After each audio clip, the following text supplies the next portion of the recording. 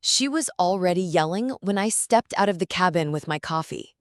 "You need to move your truck. This area is reserved for a private event."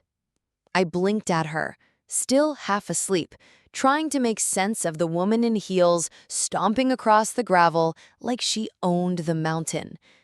I didn't say anything at first, just watched her waving some printed paper in the air like it meant something. "We have a permit, 100 guests, corporate retreat. This whole place is booked." I almost laughed. This wasn't some resort. This was my land. Bought it 4 years ago after retiring early, built the cabin myself, even welded that front gate with my own hands. She didn't even ask whose place it was, just started barking orders. That's when I noticed the fake HOA badge clipped to her blouse. It was plastic, like a toy. I said, "Ma'am, this is private property," but she cut me off. "No, this is HOA common land. You're squatting." I turned toward the cabin slowly, heart steady, mind running fast. She didn't know. She had no idea who I was or how bad she just messed up. Then her little army showed up. 3 guys in matching polos, unloading folding chairs from a van. One of them rolled a catering cart right past my truck like none of this was crazy. I told them to stop. Karen spun around. "Don't talk to my staff. You're trespassing. This isn't up for debate." That's when I walked to the gate, opened the box, and hit the switch. Metal screeched as the gate locked shut behind her van. Her smile faded fast. "You just trapped our guests," she snapped. I sipped my coffee and said, "No, you just brought them to the wrong place." Her face went red. "I'm calling the sheriff." "Good," I said. "Tell him to bring property records with him." She paused. That hesitation, she wasn't expecting me to stay calm. She thought I'd panic, back down, maybe even beg. But I didn't. I just stared right at her and said the line that shut her up completely. "You have 10 minutes to get off my land, or I'll press charges for trespassing and attempted fraud." And that's when things got a lot worse for her. She didn't leave. Instead, she stepped closer like she was trying to intimidate me, holding out that same worthless paper. "Look, right here," she said, jabbing her finger at the top. "HOA community event, approved." I didn't even glance at it. I was watching her body language, the way her voice shook just slightly. She was bluffing, big time. I stayed quiet, letting the silence work on her. And sure enough, she started to crack. "You think you can stop 100 people from showing up?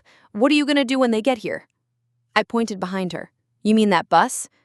Her head whipped around just in time to see a yellow school bus crawling up the hill, loaded with loud, laughing people in matching t-shirts. She waved frantically for them to come through the gate. It didn't open. She turned to me, furious. "Open it, now!" I walked over to the post, pulled out a folded sheet from my back pocket, and handed it to her without a word. Her eyes scanned the top line. Title and deed, private land ownership, parcel 338C. Her lips moved as she read, then stopped. This isn't part of the HOA?" "Nope, never was. Your HOA line ends 3 miles back." She looked like someone just kicked her in the chest. But still, she didn't back off.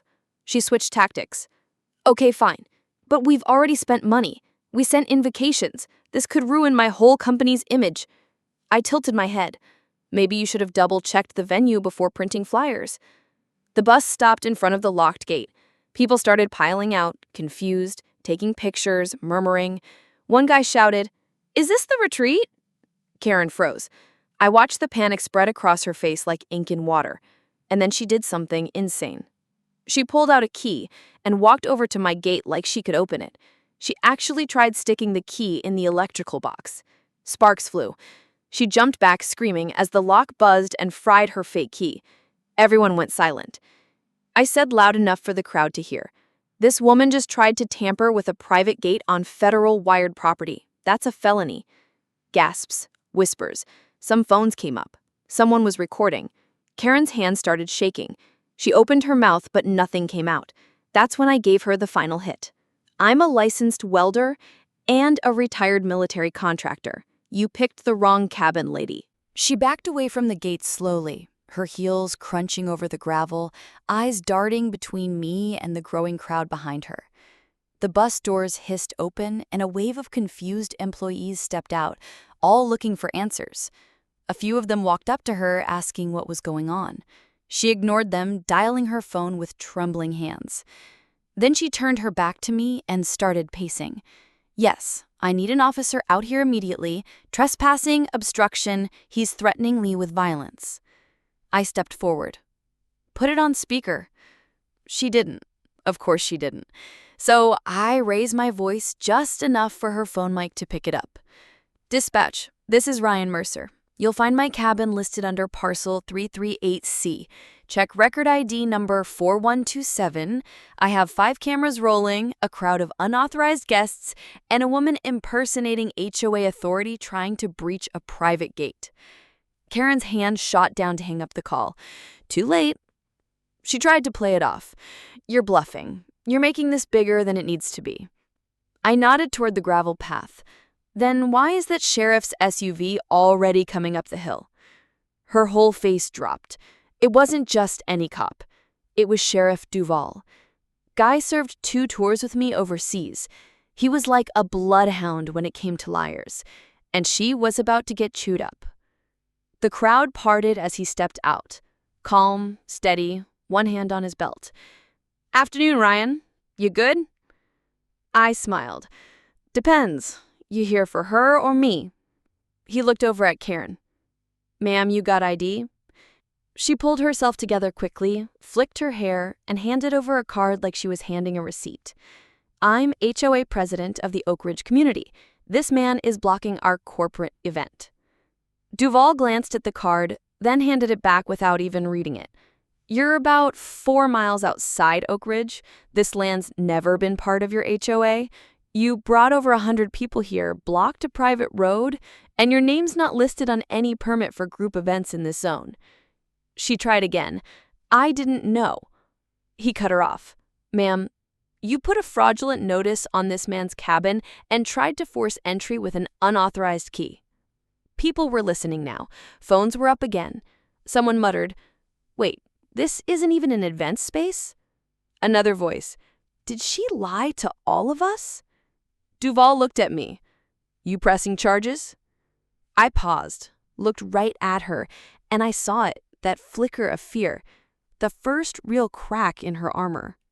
I said, Not yet, but if she doesn't tell her people the truth in the next 60 seconds, I might change my mind. She looked around, all eyes on her, and for the first time, she had nothing to say.